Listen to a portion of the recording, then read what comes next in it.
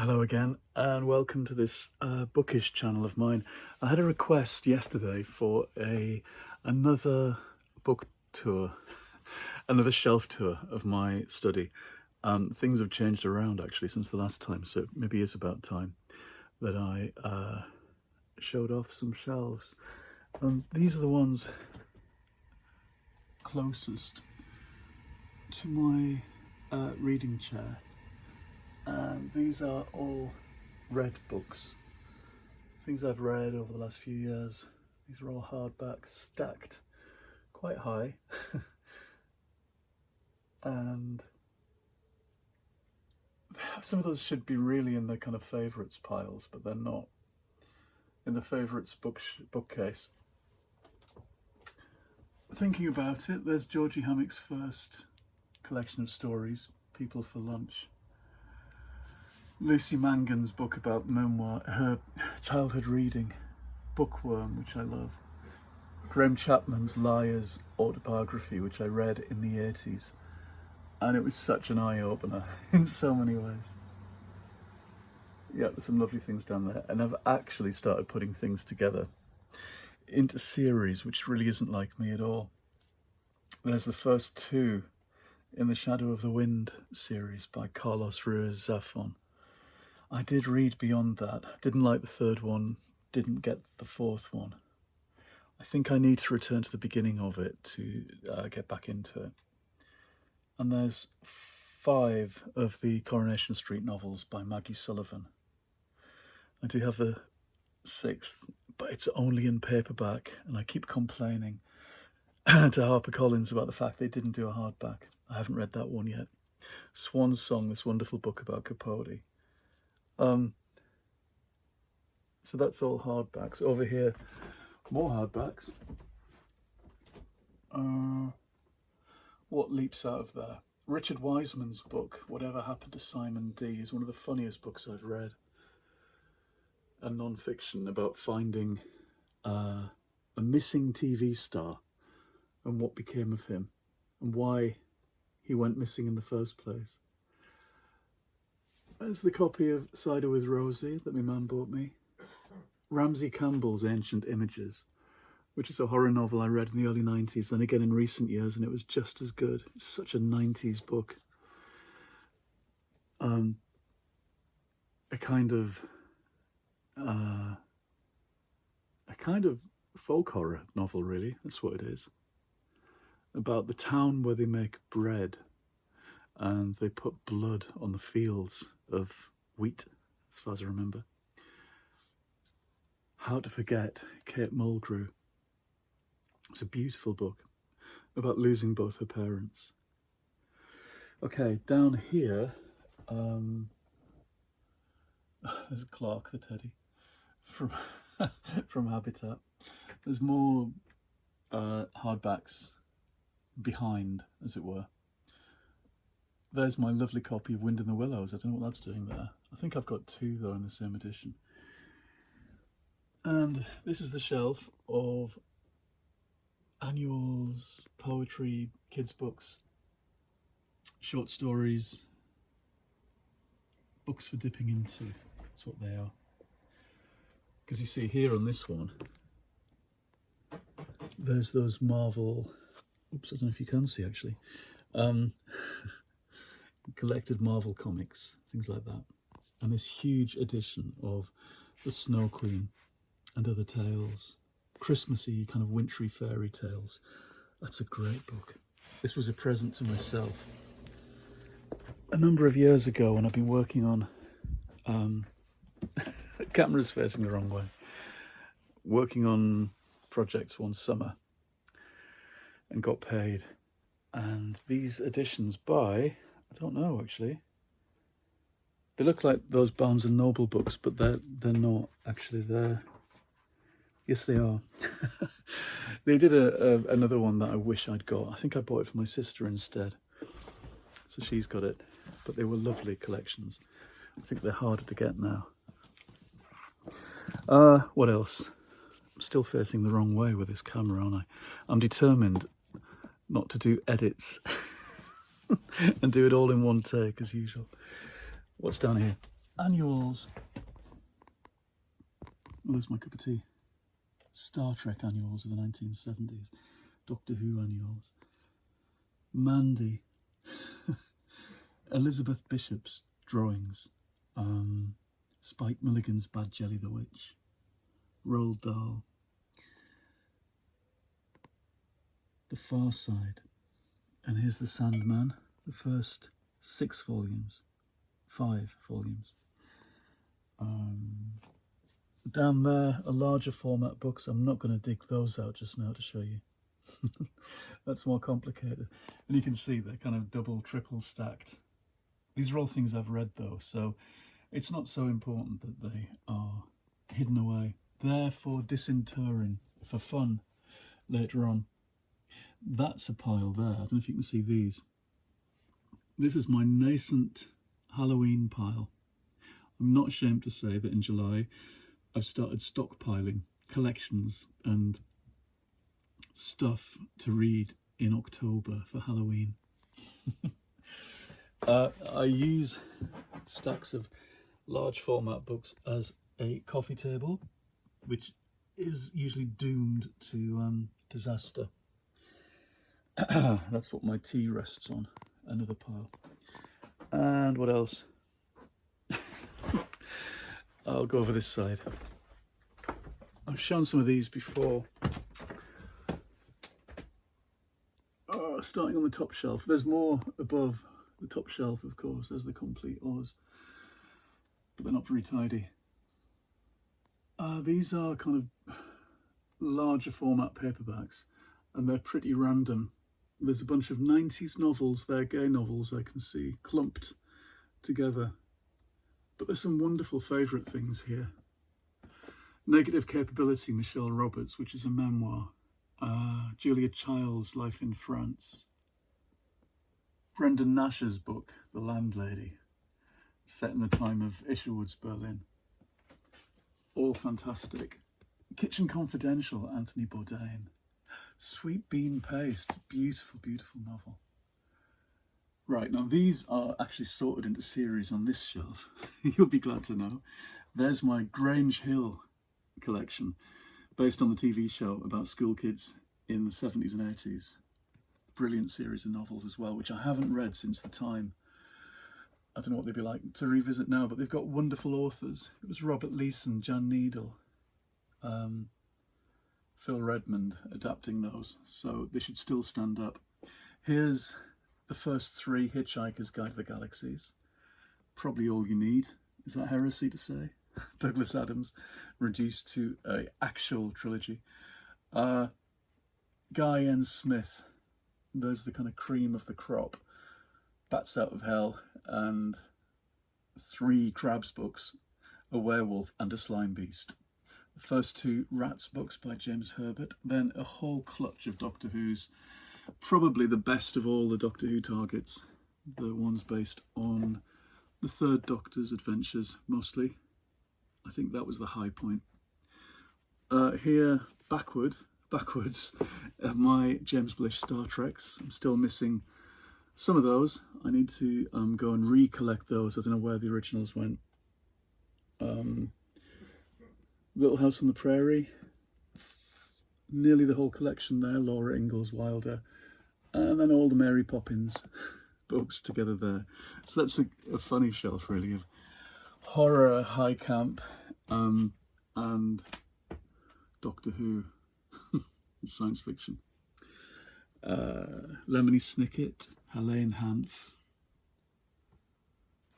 Star Blazers, Little House on the Prairie again. Here's this volume that I was talking about a little while ago. Her letters. The letters between mother and daughter, and the journey that Laura makes when she's older to the San Francisco World Fair. Nicholas and the Gang, Goscinny and Sempe. I think 5 of the whole series. I read these as a kid from Aycliffe Library, and they're the funniest books in the world. When you're 10, They're about unruly school kids in France in the 50s, but it was just as much about kids in Aycliffe in the 1980s. I love these books, and the illustrations by Sempe are beautiful. Georgie Hammock, Edward Kelsey Moore. These are kind of more random favourites. Again, the shelves are double stacked all the way down, so it's hard to talk about them all or explain them. Down here, these are all this year's reading. Everything up to here. Yeah, that's a whole shelf of things I've read this year. Some of which I've already disposed of, got rid of. It needs thinning out again. There are things that I'm not going to talk about particularly or be bothered by. Things that I haven't even bothered to finish, which is a shame. It drives me mad. Most of them I have, and actually a large proportion of this year's reading has been brilliant. I've done really well. It's the Perishers on the end there, look. Volumes of these cartoon books from the 80s, which was like a more kind of intellectual version of Peanuts from the Daily Mirror in the 70s and 80s. Right, short stories on this shelf. These are all anthologies. 70s Star Trek, Camelot, science fiction, Armada, science fiction, Armada, monsters, Batman, more science fiction, horror, Pan books of horror, The Frighteners, Dispatches from the Frontiers of the Female Mind, which is the Women's Press anthology of the 80s. Oh, and here's Brian Aldiss, look. These science fiction collections by him are smashing, and they're collected in this one. Really worth finding. Harlan Ellison, New Worlds, Point Horror. These two Point Horror collections are fabulous. And so is this, Alfred Hitchcock's Supernatural Tales of Terror and Suspense. And that Slug Story is a classic. I forget who it's by. Again, double stacked, and there are more story collections behind. I can see Joan Aiken and Barbara Ierson. There's my copy of Alice in Wonderland, look, from the 70s. It's a very cheap edition, an American, what were they called? Arrow paperbacks, I think. They came in a selection pack of, I think, 6 classics for about £3 or £4, and I was so excited to get these when I was a kid. From W.H. Smith's. I couldn't believe you could get 6 classics like that. I think there was The Wizard of Oz, The Prince and the Pauper, Alice, and what else? Oh, Journey to the Centre of the Earth, and something else. Anyway, I loved them, and they felt like they travelled around the world already. I think they came from the 60s, and so they were old stock that they packaged up into these sets. And I treasured this. This is my copy that I took to university with me, with the 10 books, my 10 favourite books that I went off to university with. Now, these are all favourite things. Favourite paperbacks. A real mixed bag. Flash Gordon, the sequel to The Omen, Cold Comfort Farm, The House Next Door, and Rivers Sidden, which is a horror novel, a ghost book that was recommended very strongly by Stephen King in his Danse Macabre book about horror. And I went out and got this at the time on his recommendation and loved it. I've read some other kind of romance novels by her. This is a great novel that nobody talks about. All Fall Down, James Leo Hurley. It's a kind of homoerotic Catcher in the Rye, from what I remember. Am I right? I might be thinking of something else. I don't know. I remember liking it a lot. A bunch of James Baldwin's. 20 years since I read all of his books in one go, one summer. I read Another Country in Paris. What else? Classics. Jean Rhys, Laurie Lee, Virginia Woolf, And then some Roger Lancelin Green, The Adventures of Robin Hood, and Tales of the Greek Heroes, both of which were essential for when I wrote my Puffin Doctor Who books, drawing upon those stories, those legends. More Puffins, look. Borrowers, Watership Down. This is the classic cover by Pauline Baynes, a wonderful book. Nicholas Fisk and his science fiction books. Wurzel Gummidge rides again. I don't know if you can still see these. Jeff Ryman, early science fiction by Jeff Ryman. More King Arthur, E.F. Benson. No, you can't see down there. And down here is even more confined and confining. I hope I'm not giving anybody claustrophobia. You can see The Valley of the Dolls next to Alan Bennett, which says it all. Okay, I'm going to have a look at the middle shelf, the middle bookcase, and maybe that's where we'll stop.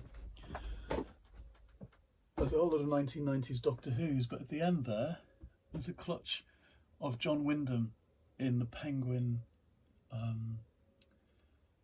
covers of the 70s. I'm not going to reach those down. And I can see Rosemary's Baby at the end there. Another brilliant shelf. And again, I've started to consolidate series. So you can see John Christopher's tripods together. Alan Dean Foster's Star Trek adaptations together. Jaws, The Exorcist, The Fog. Nearly the full set of the Belgariad from the 80s. I'm missing one. I don't know where that's gone. More Alice, 101 Dalmatians, Joanna Russ, Somewhere in Time by Richard Matheson. A whole bunch of Paddington paperbacks, and Star Wars Next to Howard's End by E.M. Forster. There's a combination. And there's Howard's End again. And here's my whole load of Natalie Goldberg books together. Missing just one, I think, and waiting for the new one. David Sedaris, who I thought I'd collected up into one shelf, but I haven't. Julie and Julia. Legends and Lattes, Travis Baldry, which I loved last year. So disappointed with the sequel this year, I have to say. Here's nearly all the Armistead Maupins together. There's the most recent one on my this year's reading shelf. Here's the older ones, plus The Night Listener. This is missing his memoir, which I didn't think much of, and it's missing Maybe the Moon, which I adore, and I've got multiple copies of elsewhere in the house on my favourite shelves.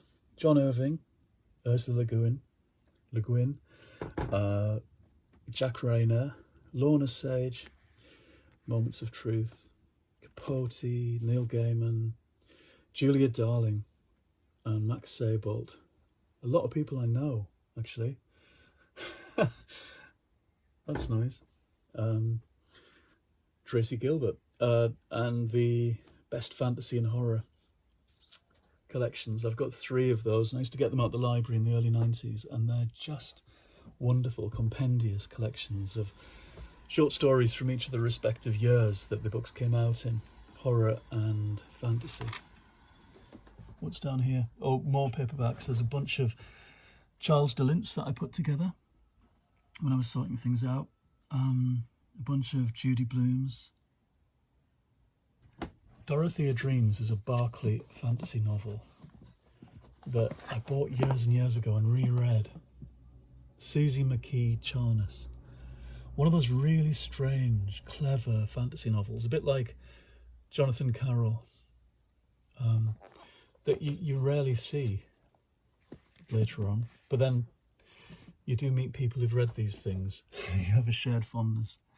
Susan Cooper, Tove Jansson, and the Wombles, and the Borrowers. And up down there you can see collected together, I bet you can't see, Battlestar Galactica and Upstairs Downstairs. Another brilliant juxtaposition by accident. Up here, I think I've shown those before, those are all mass market paperbacks in different genres and series. These are what I go to when I want to read in particular genres, when I want to read something in science fiction or horror or romance or TV tie-ins. And I put the cream of my collected to-be-reads up there because most of the to-be-reads are fairly unsorted and they're out here on the landing on this to-be-read mountain. Whoops, I'm covering the thing with my hand.